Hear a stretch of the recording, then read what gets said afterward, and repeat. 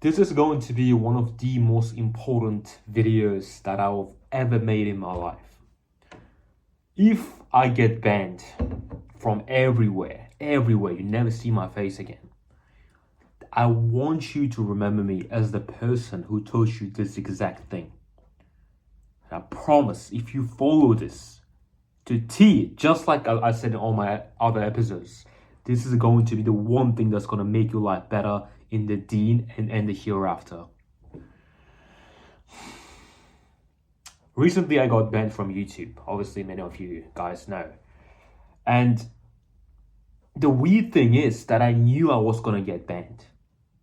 Because every video I made where I said the word hijabi, where I called out the Muslim feminists, that was so bad that, there were like hundreds of people reporting me.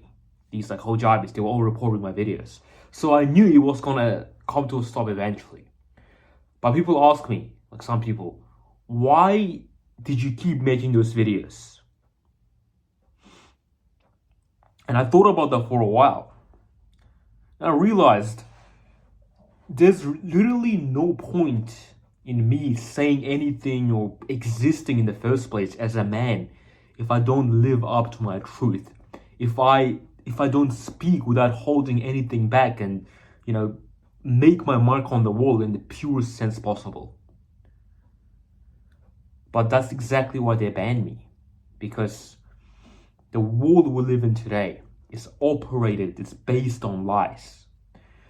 And this thing with lies is something that I've been thinking about a lot for the past 3 years. Because nobody really tells you what it really means, right? When I say lie, you might think about, like lying about like a car, like, the real price of the car, or like lying about like like your accomplishments or something. But truth is like it's a very, very prominent topic. Even you watching my video right now, you are pursuing truth. The problem now is that truth is getting removed from everywhere, from the Muslim community, from the Western community, everywhere. And I have a few verses that I've written down. I actually went pretty crazy with writings that are going to explain what I'm trying to say here. All who you believe, those of you who believe, stand out firmly for justice as witnesses to Allah, even though it be against yourselves, your parents, or your kin.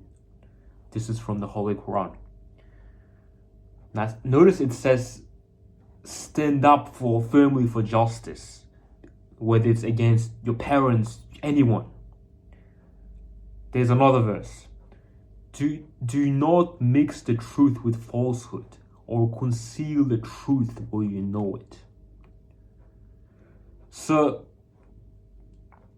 I have a story about this whole topic that this verse is going to relate to. One of the brothers, who's a common viewer of this channel, he told me in one of the comment sections a little while ago. He said I think he was like 16 or 17 years old. He was having these urges, as we all do living in the West, like urges towards zina, urges towards procreation. And this really pissed me off, because I guess he's been watching my videos. I guess he's been listening to me motivate people to tell the truth. And he went up to his family in the family table. And obviously in most Muslim places, this is a very awkward topic, which it shouldn't be. And he told them that he wants to get married because he's having these urges and he's afraid he's going to fall into zina. I think that's what he told them. Wallahi, his mother, she went completely spastic and she threatened to harm him. I'm not going to get into details because it gets pretty gruesome of what she did, or what she tried to do, or what she said she will do. But if you are getting threats of harm and you're having your mother crash out, go absolutely nuts, when you say something as perfectly normal as this, I'm 16 years old, I'm afraid I will get into zina, there's so much fitna around me, I want to get married. If my son or daughter said this to me, I would be so happy. I'd be like, oh, bro, I'm raising one hell of a son. And I will actually go and try to get him married, or I would tell him to wait like 6 months or a year or whatever it might be, right? But this is absolutely crazy. This is scary, wallahi. And what's the scariest part is that this is a completely normal scenario. I expect 90%, probably more, 99% of Muslim families to react like this to the 16-year-old saying something like this. So what is happening? We are getting threatened when we acknowledge basic human needs. And this doesn't just go for zina, don't get me wrong, because if you say something like, oh, I feel this way, right? Like, I feel like this place is not right for me. I feel like this degree is not right for me. I feel like this lifestyle, this job is not right for me. I want to be like this because I think it's better. You're going to get the same reaction because they don't believe in like individual differences. They think everybody should be exactly the same. Even though we all know very well in this day and age, and it says in Islam as well, that everybody has unique traits. Right? It's completely obvious, but they will deny this because they want to keep this tradition running, because they want control over you. Because if you have individuality, then people can't control you. And everything just goes back to control. I have one more hadith here that I really wanted to say. Truthfulness leads to righteousness, and the righteousness leads to paradise. A man continues to tell the truth until he's recorded with Allah as a truthful person. Wallahi, before I even remembered this verse, I read it a long time ago, but I didn't remember it at all. I knew that this was the case because it's obvious.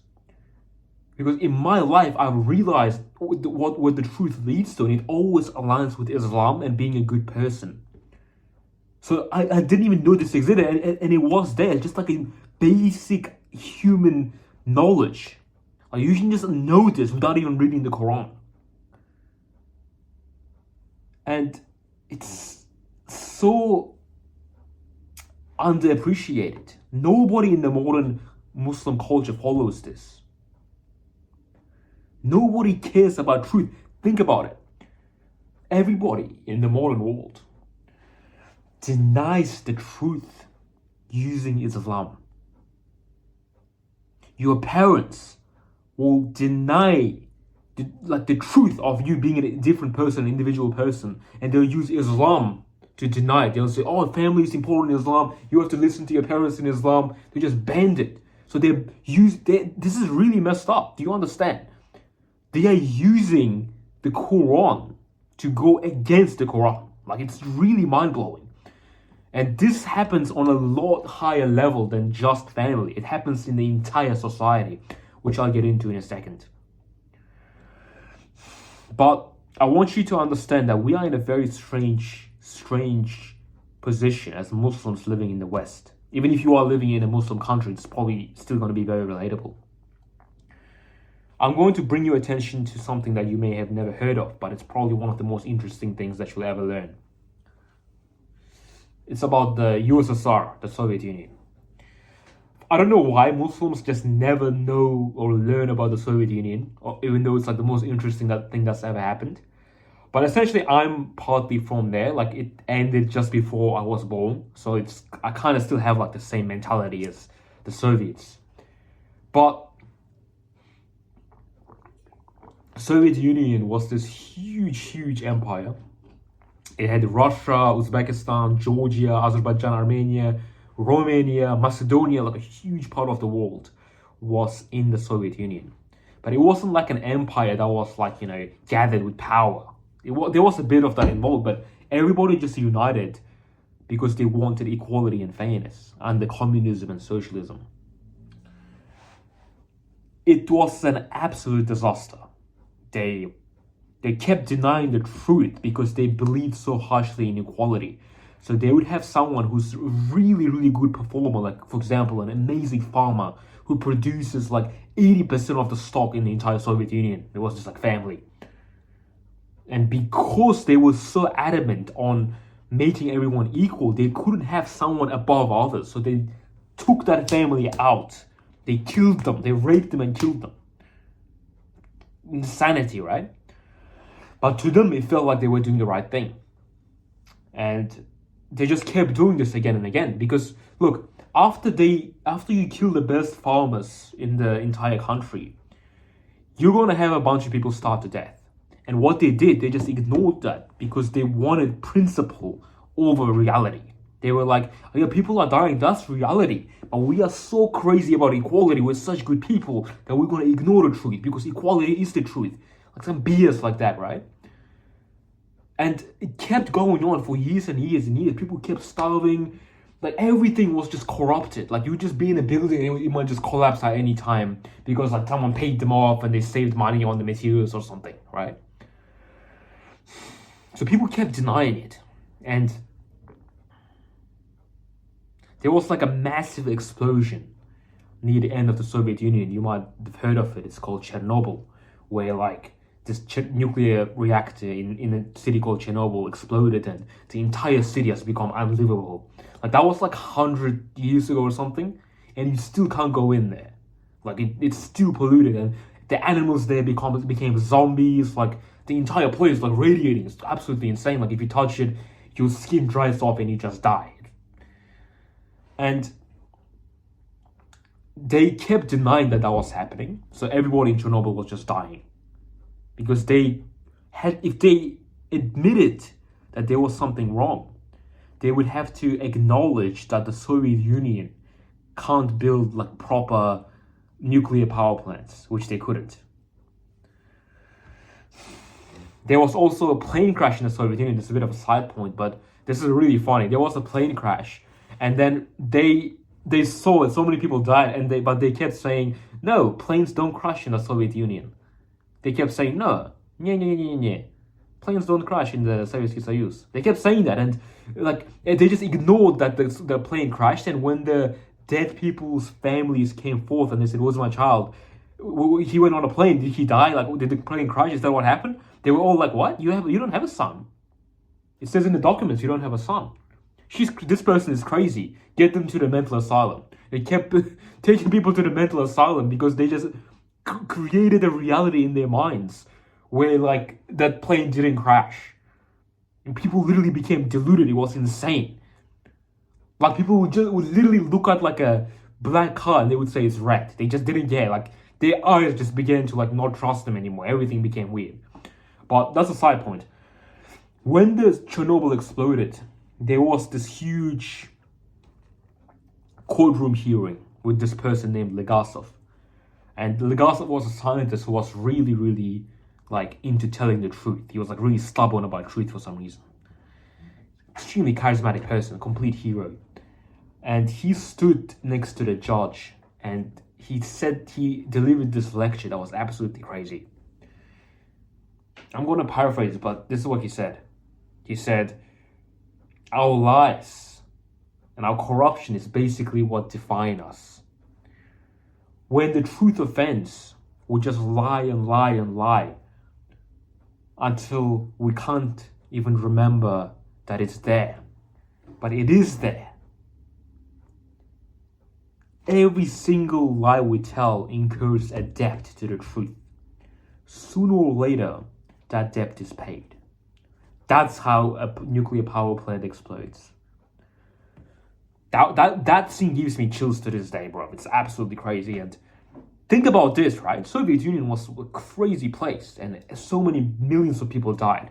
It's the exact same thing that's happening in the Muslim community. One of the quotes they had in the Soviet Union was, our strength comes from our reputation. That's exactly what's happening in the Muslim community. Everybody's just really obsessed with keeping up this weird reputation. Even if it goes against the truth, they conceal the truth.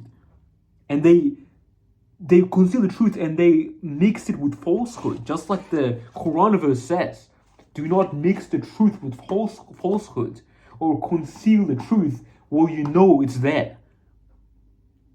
Straight from the Quran. And that's what we're doing. And this takes us back to the main reason that I was banned. Specifically because I was talking about Muslim feminists who are going crazy. And this is a very, very, very touchy topic that might get me banned from Spotify as well, but I don't care anymore. So,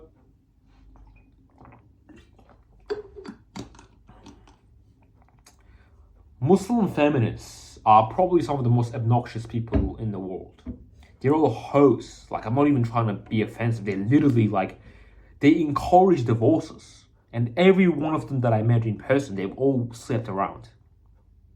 This is not me exposing anyone's sins. It's just me speaking in generalities and talking about trends. So this has nothing to do with exposing someone's sins. I made many videos about this. I said like these like hijabis, like these people, they're really, they're destroying the community. They're encouraging divorces. They're bad people, and every single Muslim person in the comments was against me. They were standing up for the women, for the feminists. They were saying, "No, you're a bad person because you are exposing people's sins, and only Allah can judge. And it says in this verse in the Quran that you can't, you can't call someone out until you have your own affairs straight or something." And they just flood me with Quran verses to try to defend these hijabis. Think about this. You have people that are deliberately corrupting the ummah, encouraging like cancer in young women's brains and leading to divorces, which we all know objectively is a bad thing. Some of them literally just like normalize promiscuity. And they say, "Oh, Allah is forgiving." And nobody has the balls to say anything. And when you say something, the Muslims attack you, not the Westerners. The Muslims attack me. So basically what they're saying is, these women are allowed to say whatever you want. And if you call them out, this verse says that you can't expose people's sins. And this is genuinely terrifying for me as someone who's from the Muslim world. Isn't this exactly what these verses talk about, man? Like, using Islam to like defy truth about the world and generalities and trends, logic, everything is defied based on these women's feelings, these feminists. That's why I kept saying the truth. And that's why I got banned. Because guess what? The entire system of YouTube is designed to purport lies. And this is a lie that they really, really like. Because we Muslim men and women, we all know that these crazy things are happening. We all know that these women aren't good people. Like, not all of them, there are good hijabis. Everyone knows this. But these hijabi influencers and these hijabis you see on the train to the city and when you're walking around on Friday night and they're like partying, we know these are horrible people that are destroying the community. They are cancer, they're parasites, they're germs.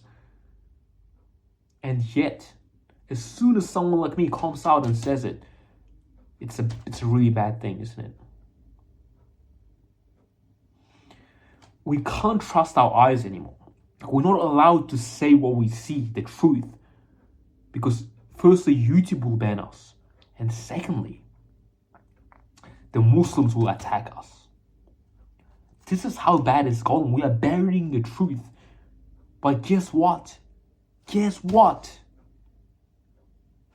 Sooner or later, the debt is paid. Because every single lie we are telling is incurring a debt to the truth. One day it's all going to come out. It's going to be an explosion. And that can be in the form of, like zina becoming normalized, a bunch of feminist women going out naked or something like crazy like that will happen at some point if we don't put a stop to this at very, very early stages. I believe that this has gone pretty extreme by now. Like, we are at like we're getting closer to the end, is what I believe. Let me just wipe out my camera. Yeah, I knew it had some dust on it. Anyway, back to the topic. What should be your takeaway from this video? Because there's only so much you can control. You can go out and you can protest against these hijab influencers, but you'll probably get banned, realistically. So there's not much you can do. If you go and you say these things in person, people will hate you. But there are some things that you can do right now that's going to make your life more truthful, and by extension of that, it's going to help the ummah, help you have a better life. You just set everything in order. But you need to be the type of guy who's willing to forget about reputation and all this BS for the pursuit of truth. And truth, as the verse says, will lead you to Allah subhanahu wa ta'ala, and lead you closer to paradise. I've written some examples. Say, for example, you know deep down, if you go and you study psychology, if you study exercise science or something at a university, you know that this is your passion and you will be able to start a business, you're going to be able to help people based off that. But say, for example, your family is really against it because they want you to pursue a degree in IT or like medicine or something like that. They really want you to do this. They're like really obsessed with it. If you listen to them, then you are effectively lying, because you are denying the truth about yourself, your own urges, your own natural inclinations are truth.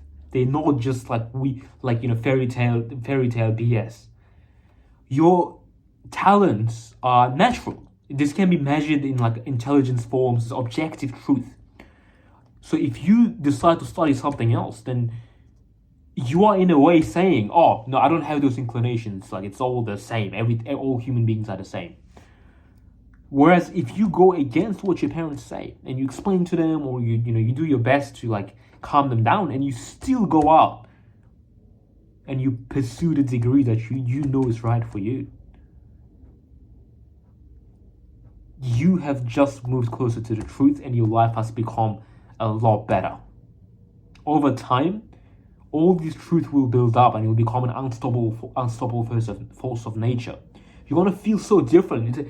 Every single time you take off these lies and you follow the truth, it's going to feel like you are like getting rid of some weight off your body. Like, imagine you are carrying a bunch of chains with weights on you. Each time you stop lying, you put one weight down. It becomes easier. And when you go towards the truth, it feels like swimming with the current. But first you need to get rid of all the lies that you've been fed, because trust me, there's a billion of them. Another example, and this is something I always talk about, but it's a good example. Learning martial arts. Chances are your family is not going to be too happy with that. They're going to think, oh, you're going to get hurt, you're going to become aggressive, you're going to become this. And you might know for a fact that it's going to make you a better person. I know that for a fact. I know that 100%. I'm telling you, that's an objective truth. If you learn martial arts, you will become a better person in every possible way. 100% fact. Are you going to listen to your parents even though you know this is the truth? Are you going to listen to your own fears, like your brain telling you, oh, yeah, martial arts is actually haram. Oh, martial arts, oh, it's not good because what if I get injured? Oh, it's not good because, if you hurt the brain, then you won't be able to think and I won't be able to become smart. It's all BS. You know that's not true at all. Maybe certain types of martial arts are haram. If you are really that religious, then you should be following other things as well. If you are the most religious person in the world and you are following all the small things, then go and do wrestling. That's not impermissible. In fact, it's encouraged. Go and do that. You're going to cope again, won't you? Anyway, that's one way that you're going to come closer to the truth, is learning martial arts. Even if you know that even if people around you are trying to convince you otherwise. One step below that, in my opinion, is weightlifting and working out. Working out is extremely good for you. You know for a fact that if you work out, you're going to get stronger. So you need to be pursuing that. This is like a form of truth. Standing up for your beliefs in front of many people. And this is something I'm very, very familiar with, because there have been times in my life at work, in like meetings, where things were done and said that were completely against my beliefs. And 99% of you people, I'm just kidding, you people would have just not said anything. You just sit and not say anything. Even if they ask for your opinion, you'll be like, oh, I don't know, it depends, or some BS. I don't care what the situation is. I don't care if I'm about to get fired. I'm going to tell the truth. I'm going to tell the truth about what I think about feminism, about LGBTQ, everything. I'll just tell the truth. Boom, boom, boom, spit it all out. And I will say, I think Islam is the only right religion, and everyone else is following a religion that's not true. I might get a lot of hate. Everyone might hate me from that day forward. But I will still be happy. I'll be coming to that exact place the next day with everyone hating me, and I'll be happier than ever, and I'll be like walking around like this, like, oh, you hate me? No problem. Come meet me outside, pussy. Because I'm living to the truth. Truth is my guide, not other people or the society or liberalism or whatever, or the YouTube algorithm. Final point I'm going to make, and this is going to be like another, maybe even more controversial. Why do you think West is so successful right now? And don't cope and say, oh, it's because they stole from the Muslim countries. Shut the hell up, bro. That's not true at all. The West is not successful because they invaded Afghanistan that one time. And just stop coping. The West is successful because they've collectively decided that truth is the most important thing. I'll give you an example.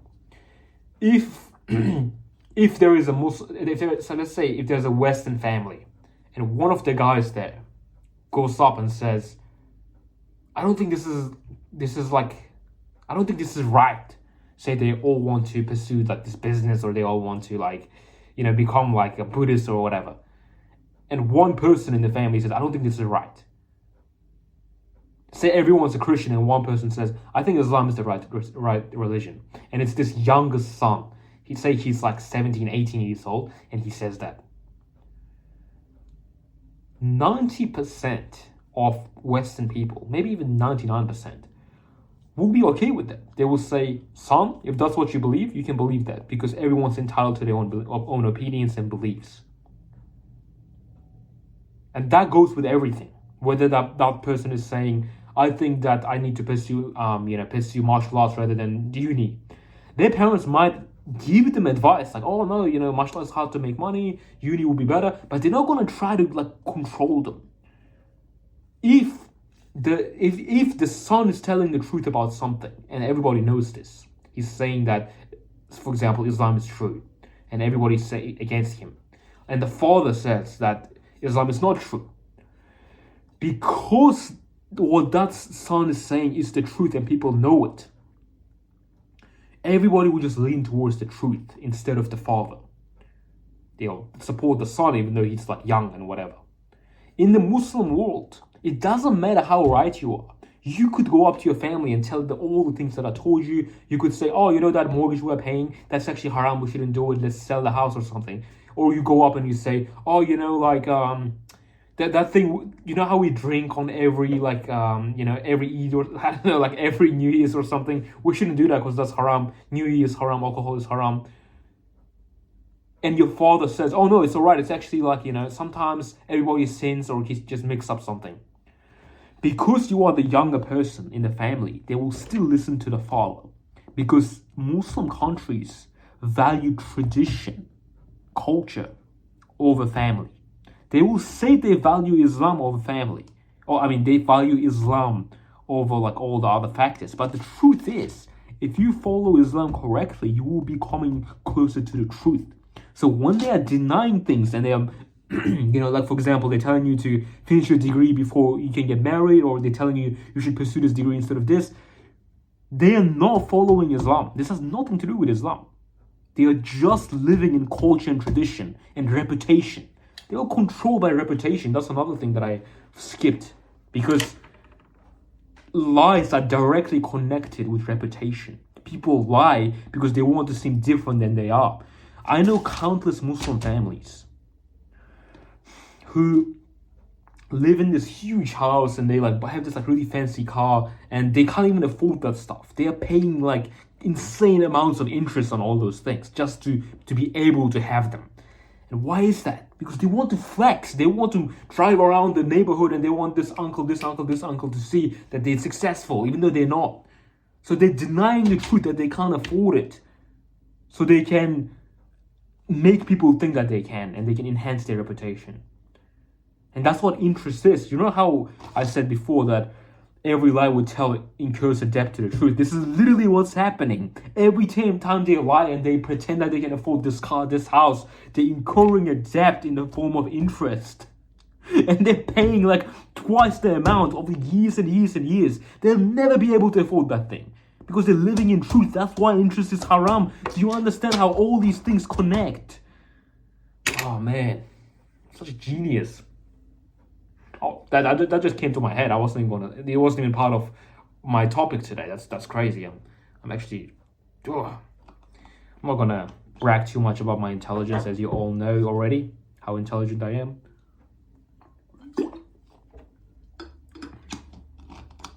If you want to keep listening to the truth, make sure you are following this podcast. I know it's hard to find because not Spotify is a weird platform, but turn on the notifications because every single episode is going to change your life. So turn on the notifications, follow me on here, follow my Instagram, follow my TikTok, and I made a Rumble account as well. If you search up Muslim Boris, it should come up. I already posted 2 videos. So follow me on Rumble because I'll be posting truthful videos on there as well in case I get banned on Spotify, which I suspect might be coming after this episode. Oh man.